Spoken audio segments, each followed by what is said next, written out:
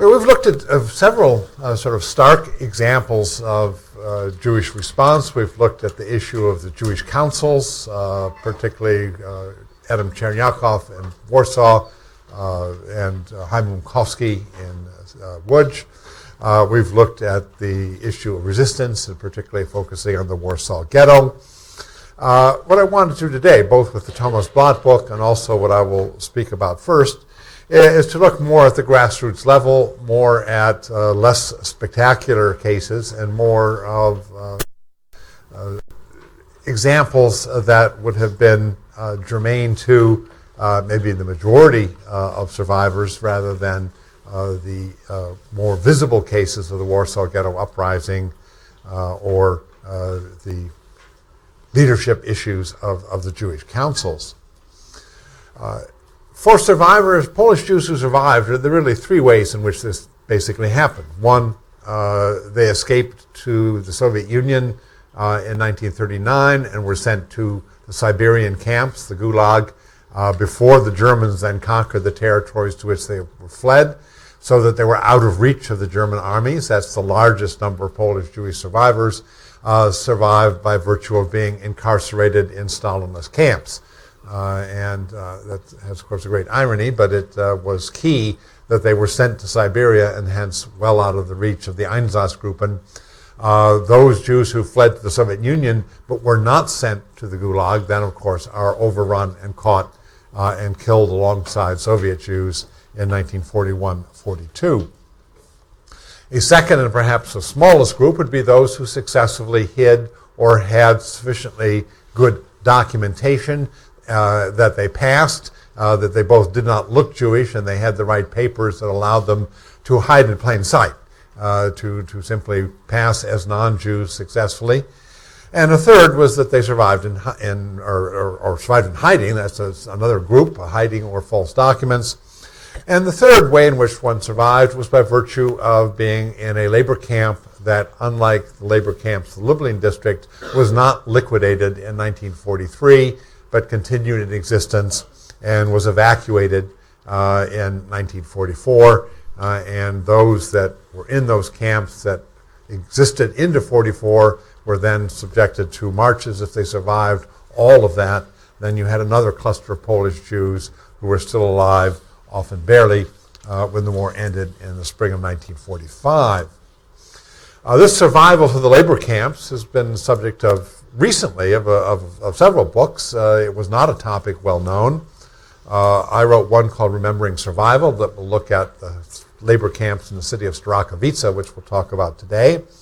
Another by the Israeli scholar with the very enticing title, A Narrow Road to Life. That is, this was a very the odds were not great, but insofar as a cluster of Jews did survive from some of these regions, it's because they managed to get across the narrow bridge to life in the form of these labor camps, mainly factory labor camps, owned by German private enterprise, which gave them shelter until the evacuations in 1944.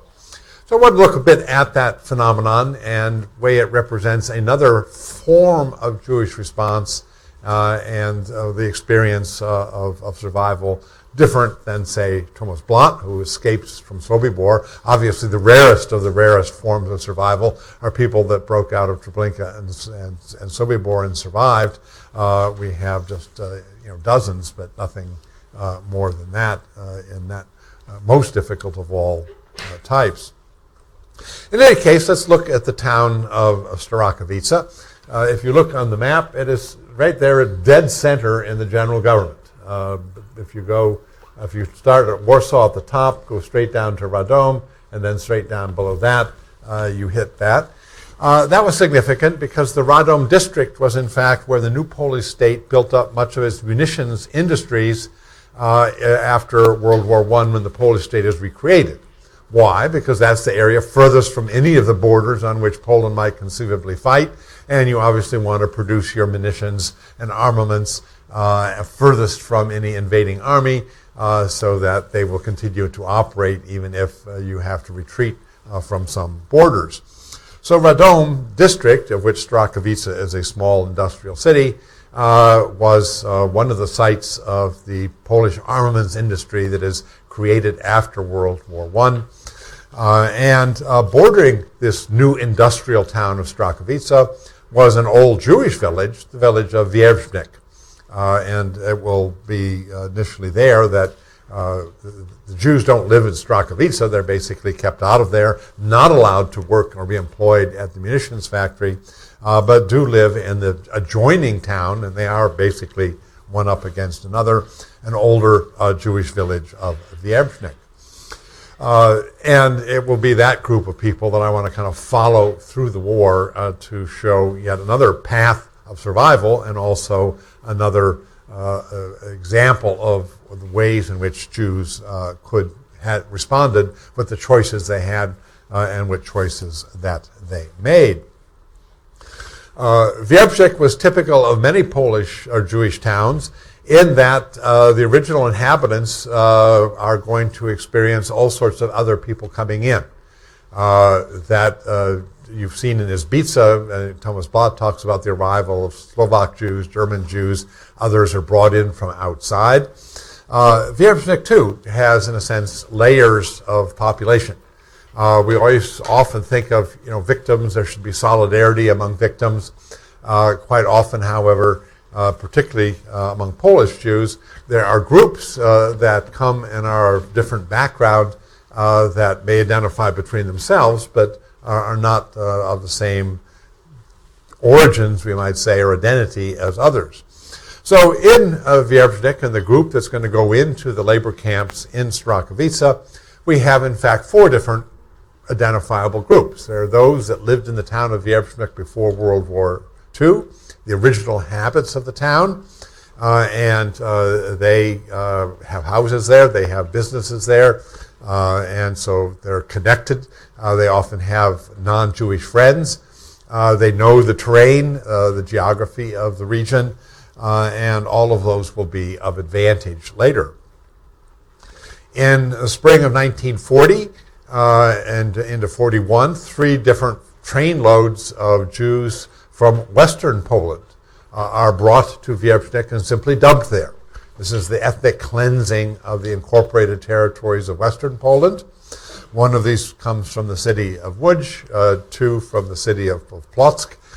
So more urbanized, more westernized, more assimilated Polish Jews arrive in this little backward small Jewish town and are simply dumped there, and room has to be made.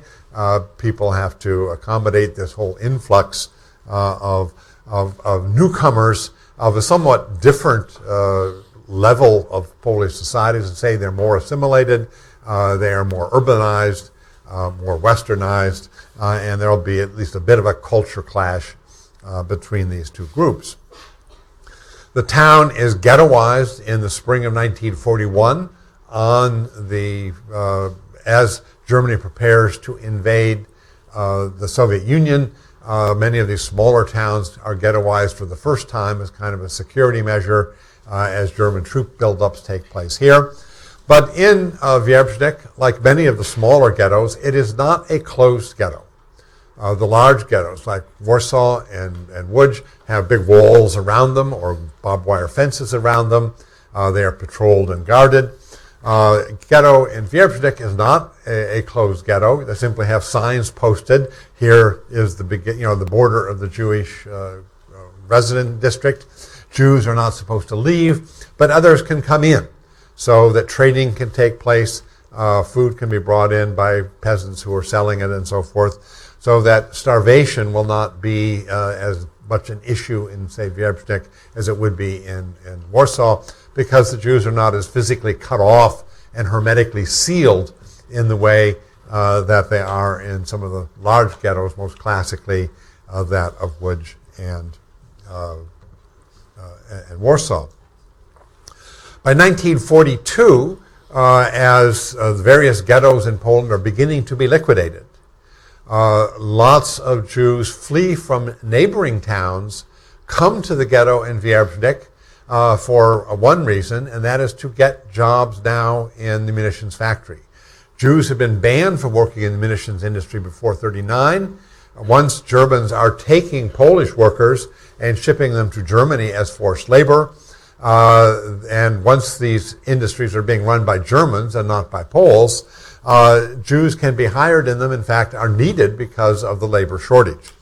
And the clear idea for many now is, if you want to be spared deportation, the key thing to do is to get a job that will be useful to the Germans that they need. So working in a munitions factory or working in the blast furnace that supplies the metal to the munitions factory for the shell casings, grenade casings, and whatever, are the two factories in town that people want to work at.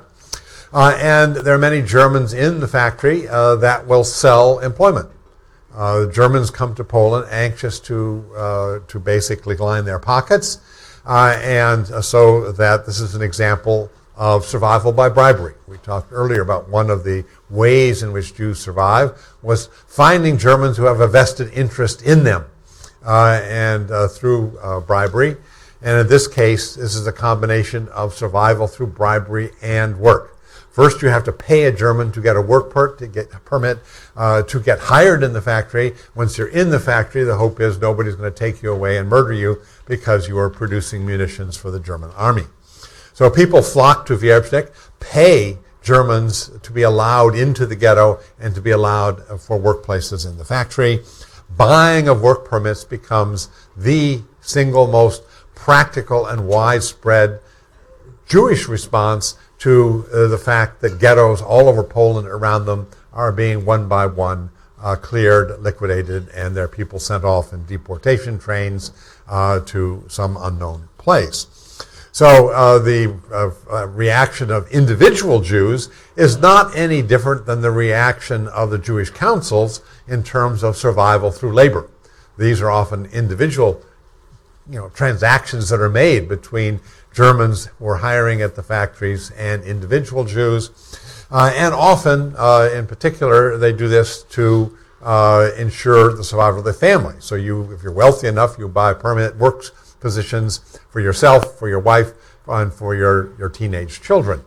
The elderly and younger than that are the ones who cannot take that route. So for many families, the response, the survival strategy is a split one. You will buy work permits for your family insofar as they are teenagers or older, and then you will buy a hiding place for younger children with some Polish family where the child will be placed when deportation seems imminent. In most cases, Poles have to be paid to take in Jews, certainly if you're making that arrangement ahead of time. And so the most common reaction of Polish Jews in Wierbszczyk is to buy work permits for those of the proper age and to try to buy ahead of time, arrange for hiding places for younger children insofar as they have the means. That means poorer Jews and elderly Jews basically have no way out, but for those with means, that is the common response. And finally, after the ghetto is cleared and some 4,000 people are taken to Treblinka on one train and killed in one day, October 27, 1942, about 1,200 Jews are taken from the ghetto into the work camp for the munitions factory, the work camp for the steel mill, and the work camp for the lumberyard that's going to build the crates in which the grenades and the shells are going to be shipped out. And so you have 3 work camps in the city to which those Jews who are lucky enough to be selected for labor are going to be sent. And then over time, Jews from other camps, as they are closed, will be brought in, and you get a 4th generation of Jews that come in after the ghetto has been liquidated, but are brought directly from some other camp into one of the 3 camps in Wierbszczyk. So you have 4 generations of prisoners that arrive in Wierbszczyk, Strakowice, either pre-war, 1939-40, or 1940-41, or summer of 42, or after the camps have been formed in the fall of 42 as replenishment for the workforce as prisoners perish and they want to keep the workforce up. So all of that means that you have people coming from different towns, different backgrounds, and in different positions to, in a sense, know the situation. The great advantage that the local Jews have that were there before the war is that they know Aryan friends, they have Aryan business or Polish business associates, Polish acquaintances, and that many of them leave some of their property with Polish neighbors and acquaintances, which, because the camps are located in the town, they're not moved from the town in which they have done this, they will have access to property even as prisoners, and will have a whole economic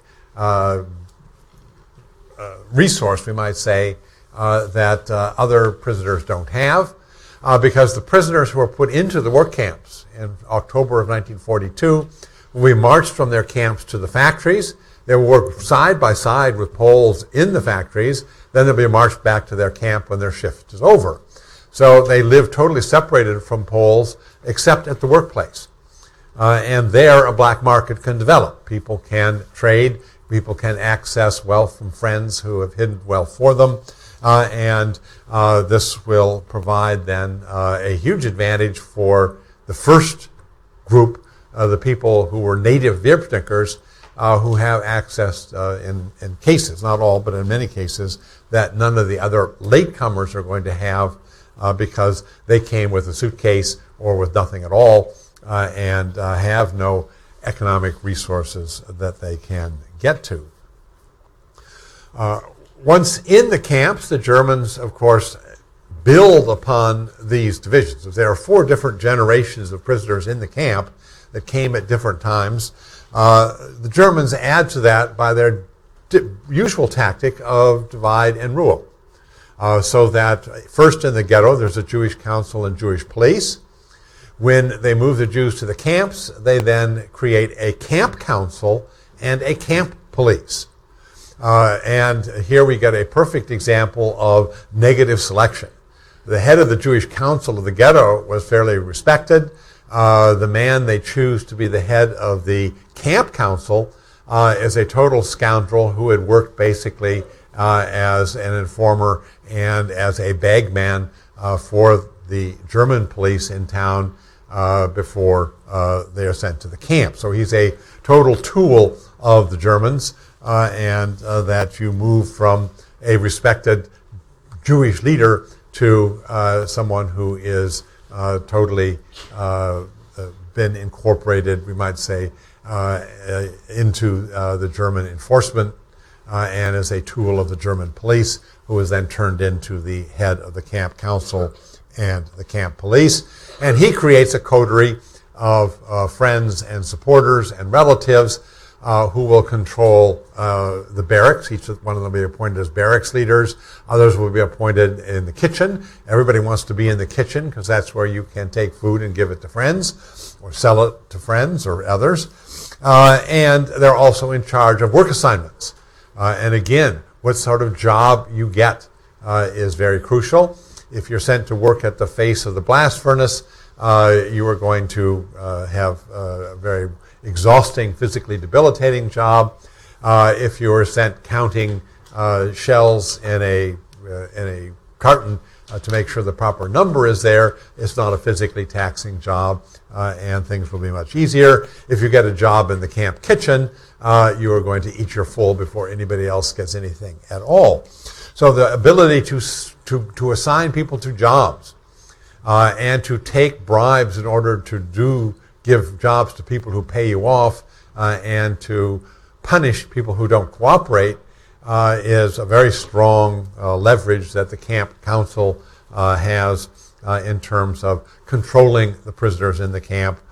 And so you have a very stratified camp society, in effect, that you have, and I don't know if I don't have the term right there, but in any case, you have, in a sense, a political hierarchy in the camp, as well as a generational hierarchy of a pecking order, depending upon how soon you had come to Strachowitz of Wierzbnik before you went into the camps. So this is not some ideal of prisoner solidarity that here, as elsewhere, you have natural divisions that are then exploited and aggravated, intensified by the Germans themselves. In terms of Jewish response, again, it's important to say the two things that very few people attempt is any kind of resistance on the one hand. This is an area in which the Polish right-wing underground is very strong. There is virtually no prospect of people fleeing to the forest and joining a Polish unit or a Polish partisan unit. This is the most anti-Semitic part of the Polish underground in this region. So escape to the forest is not an option anybody is daring to do. Escape into the town where people are immediately known and recognized is another very difficult prospect. And resistance, armed resistance, seems to be none at all. So the real way to survive, as I say, is by buying work permits, rescue through bribery, and rescue through work, not through flight and not through resistance. Now, often this whole issue of resistance has been seen, as we saw with the way in which it had been often earlier discussed, was sort of the binary of passivity on the one hand and resistance on the other. The Jews of Wierzich may not resist in terms of armed resistance, but they are not passive. You have a great deal of agency. They are making choices, how to buy permits for how many in the family, how to hide children, what Polish family can be paid to do this. And once in the camp, not only do they work for the Germans, but one way in which they respond to enhanced chances of survival is to build up side by side while they're working for the Germans is a secret underground camp economy. And this camp will be producing goods smuggled out of the camp for the local Polish population, which they sell in order to buy food and medicines to be smuggled back into the camp.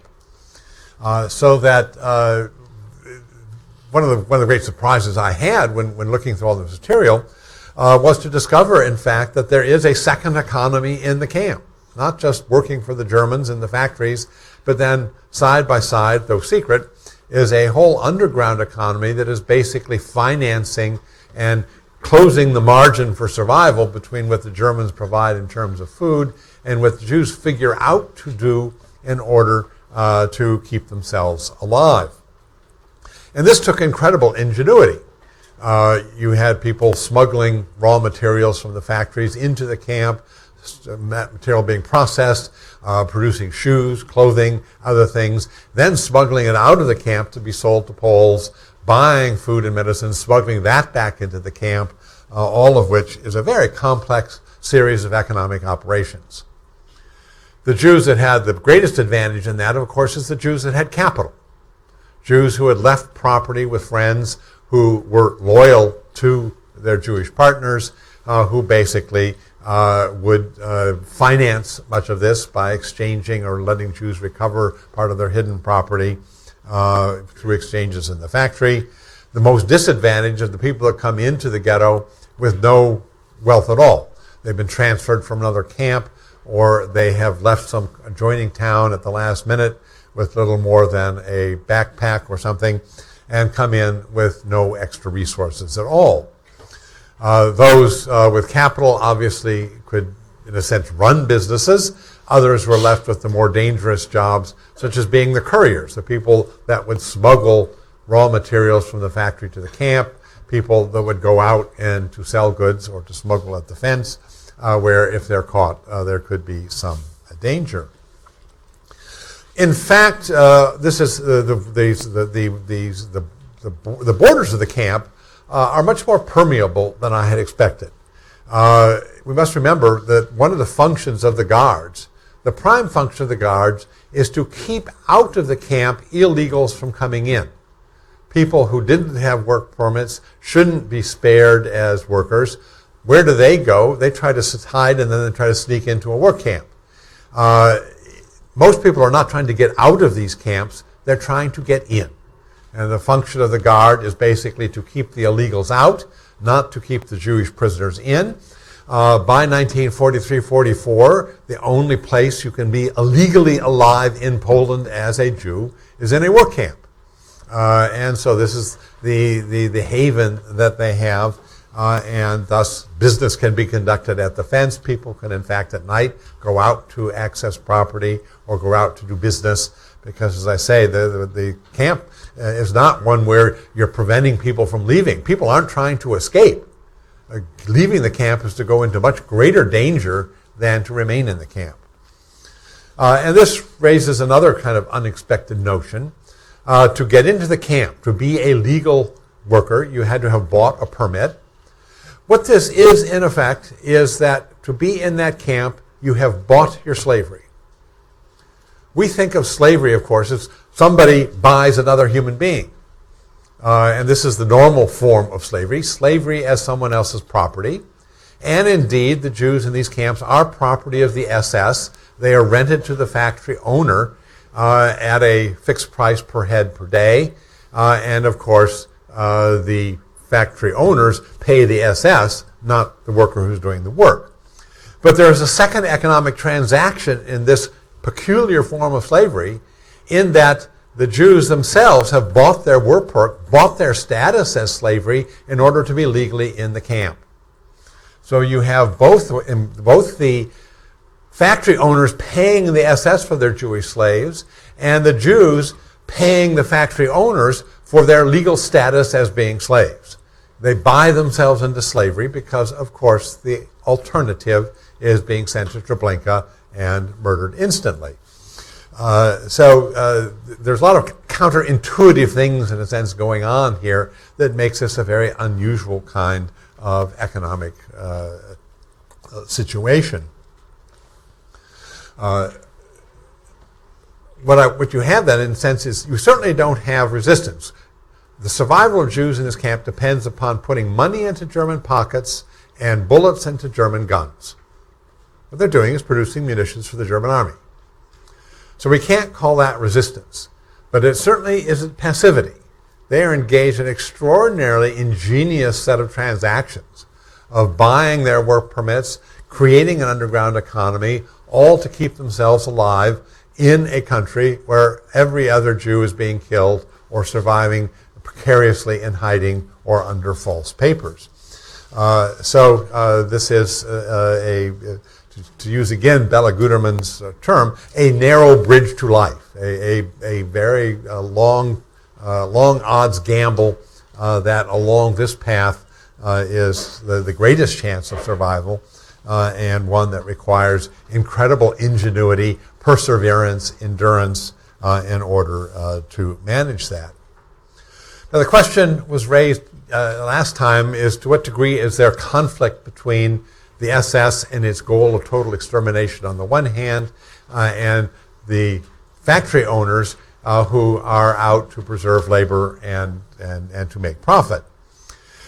Initially, this I said, the agreement is made between the German industrialists in Poland who own these factories as the spoils of war, and the SS, that a small number of Jews can be kept as labor if the business they're doing is strictly related to production for the military, if the industrialists will build the camps at their own expense to keep these Jews totally separate from the Polish society, and if the industrialists pay the SS to rent these slaves at a per head per day basis. And that was the economic agreement, in a sense, they came to. This had two initial consequences. First of all, the industrialists don't know how to build camps. They've had no experience in how to build camps. They throw together these camps within a matter of a few weeks before the ghetto is going to be liquidated, and they construct these ramshackle camps that have terrible sanitary facilities. And they then put their prisoners into these camps, very overcrowded. And the result is that almost immediately in these camps, a typhus epidemic breaks out. When you take people and put them together very tightly, you don't have provisions for washing clothing or taking showers, and you have basically open pits with boards across them as the place for toilets and a couple of spigots to give fresh water. You have created the most unsanitary possible situation, and typhus spread by lice thrive and spread typhus, and a typhus epidemic sweeps the camps. The initial reaction of the German industrialists is that once a Jew has caught typhus, they're going to be crippled by high fever for 2 or 3 weeks, and even if they don't die and recover, there's going to be another 3-week period of utter debilitation. A Jew that catches typhus will be out of the workforce and unproductive for at least a month and a half. The initial calculation of the German industrialists is that creates too great a drain on profits. Jews you still have to pay for the SS per head per day, but here you have sick people who can't work for something like 6 weeks. And so their response to the typhus epidemic is very much in line with what the SS approves, is that you will kill your sick workers. That you will have a series of selections and inspections, and Jews discovered who are ill and too ill to work will be executed. So you have both a typhus epidemic, in which Jews are desperately trying to hide the fact that they're sick, and a reign of terror in which the commandant of the camp carries out all sorts of things to try to ferret out the sick workers. He comes in at night, assembles all the prisoners, makes them run exercises or climbing stairs or things to reveal who's too weak and collapses immediately, and then also periodically simply goes into the sick barrack and shoots everybody, clears it out. And this goes on basically from December of 1942 into March of 1943, in which you have a desperate attempt by Jews to hide prisoners who are sick, and the Germans to ferret them out. And the answer to the epidemic is you kill those that get sick, though that does nothing to do with spreading contagion. The contagion is spread by the lice in the clothing of sick prisoners, and that continues to spread.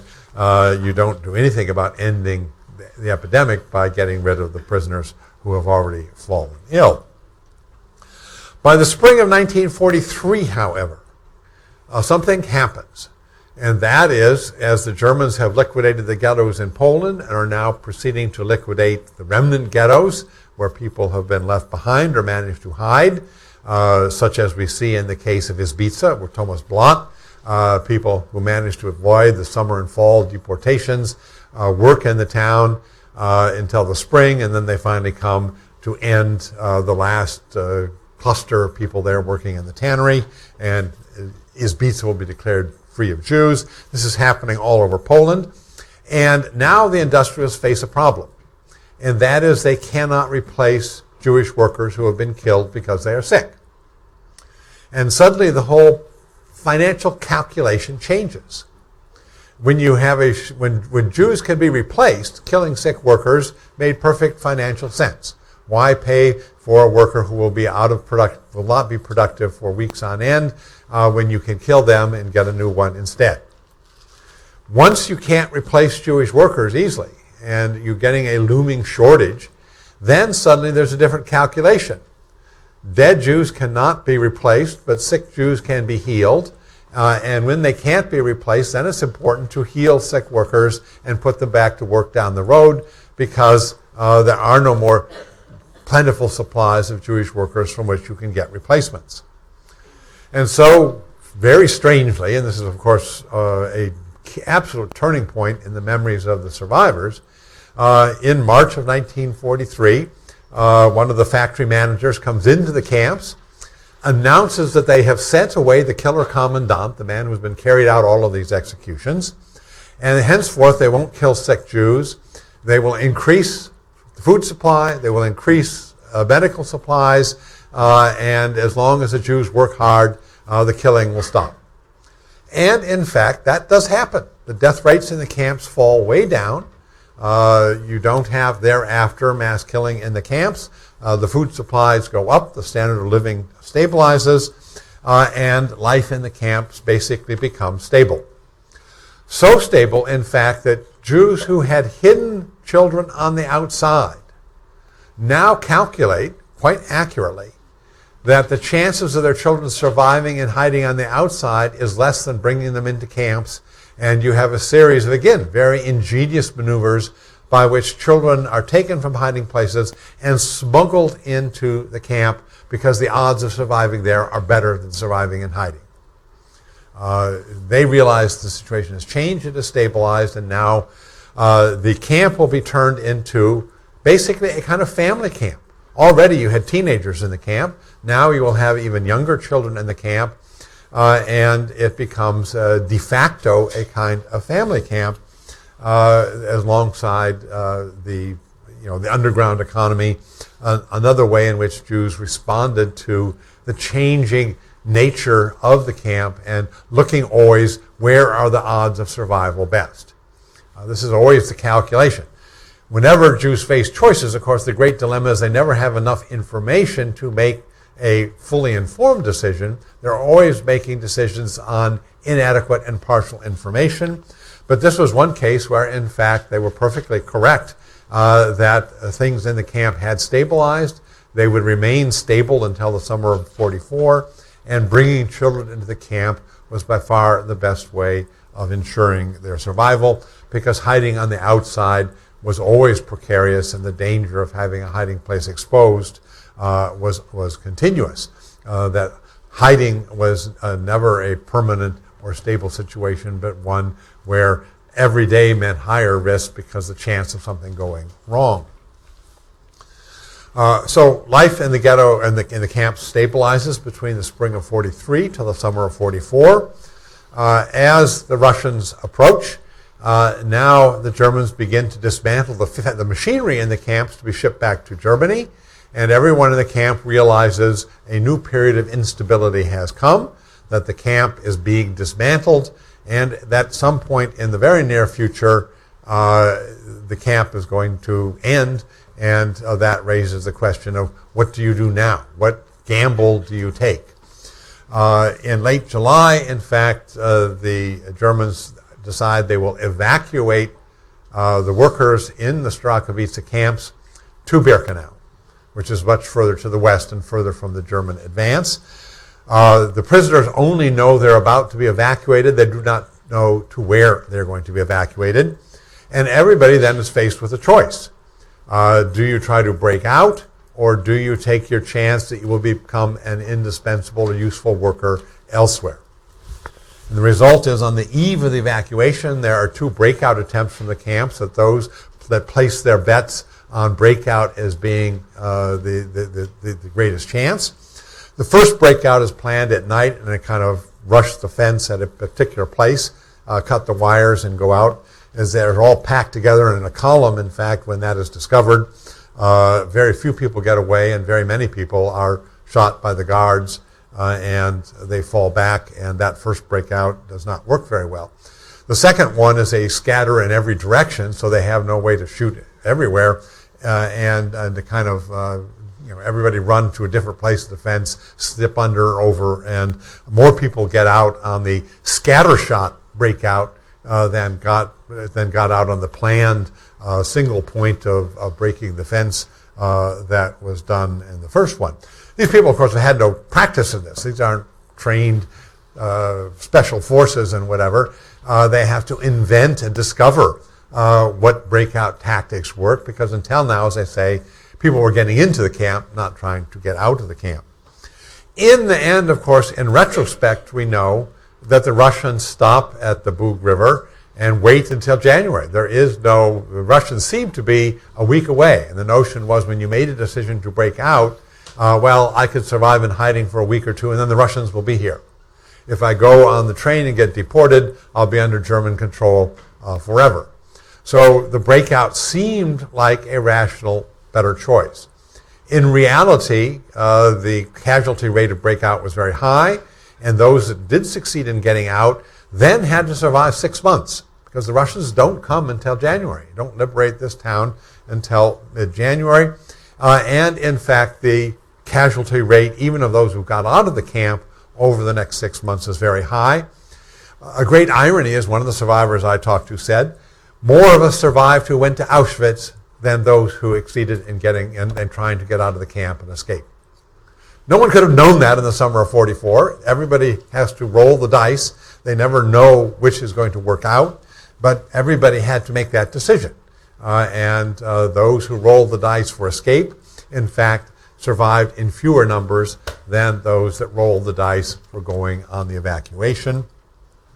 The evacuation is sent to Birkenau, but here is one of the few cases where a lucky break occurred. By German categories, this was a labor camp, and only workers are in the camp. So when the train arrives in Birkenau, there are no SS doctors on the ramp. No one is there to carry out the selection.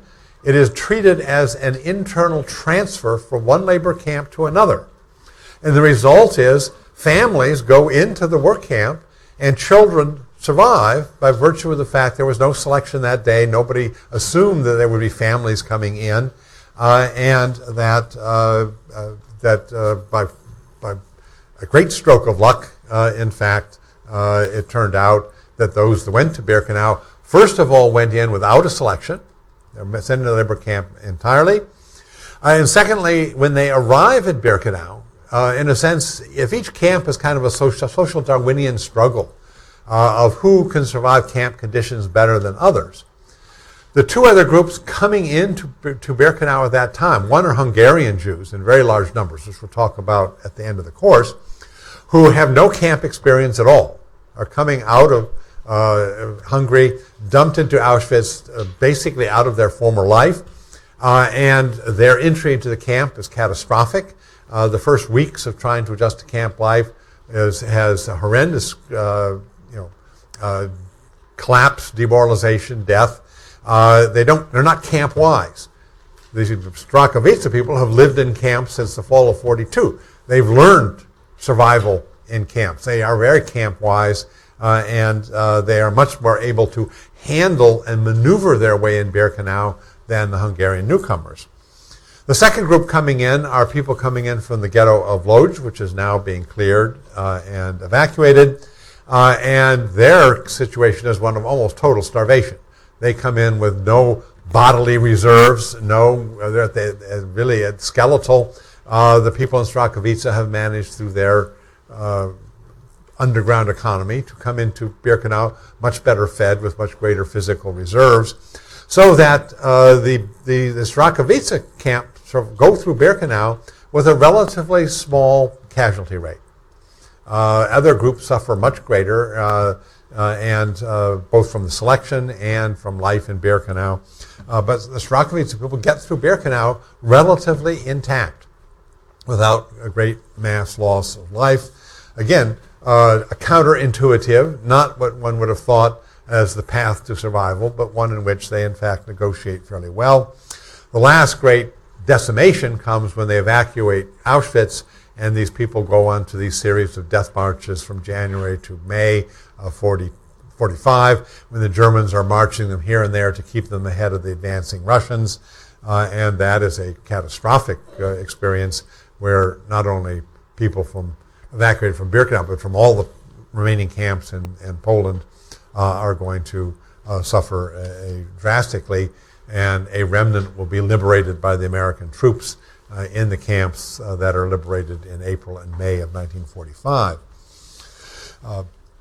But I go through this to show, in a sense, that for many Jews, the issue was not resistance, was not flight, was not passivity, but how ingeniously and with great perseverance to maneuver through all sorts of decision points in which you make key decisions without the information to know what is best, and those that manage to make those, in hindsight, the best decisions are the ones that will come out with at least a rare chance of survival in numbers greater than might be expected. About 600 or 700 Jews survived the Strachowitz camps, and that, compared to most ghettos and camps in Poland, is a very high percentage rate. I was able to look at the testimonies of 292 survivors of the Strachowitz camps, and that meant that I had in a sense, a sample almost unheard of for any other place of incarceration other than Auschwitz, was because it had hundreds of thousands of prisoners going through. But this was a small camp, but nonetheless, I had 292 people who left one or more accounts of having been in the camp, which could make it possible to write a history of that camp in a way that couldn't of camps that, of course, were wiped out almost in their entirety. Looking back, we can see there were all sorts of fortuitous things that enabled a larger percentage of people in this particular case to survive. First of all was that the factories were built in that hometown. When the Germans cleared ghettos in the Radom district, most of the time they took 90 to 95% of the population, left 5 to 10% as workers. In Strachowicz, they left about 25 to 30%.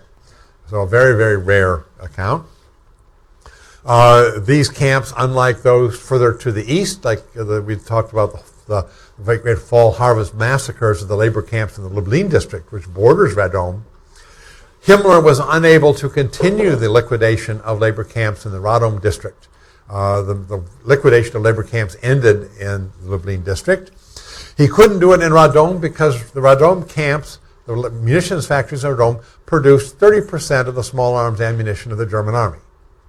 And even Himmler could carry out racial policy against that kind of military imperative. You could not liquidate the workforces crucial to the production of 30% of the small arms ammunition that was keeping Germany in the war. So they are spared liquidation in 1943.